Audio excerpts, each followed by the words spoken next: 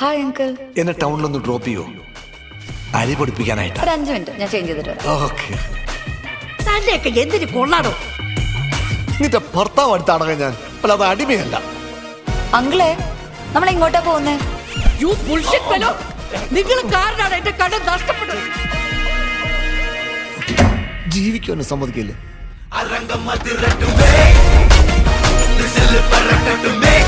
മുസ്തഫ, കാണണം ഇന്ന് തന്നെ.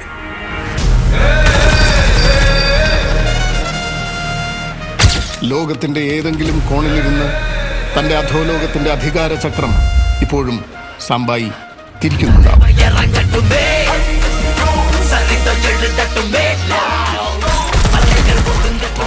വണ്ടി വിട്ടാ മതി.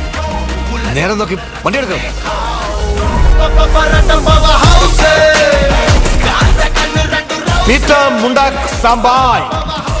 എന്നെങ്കിലും ഒരിക്കൽ ഞാൻ തിരിച്ചു വരും.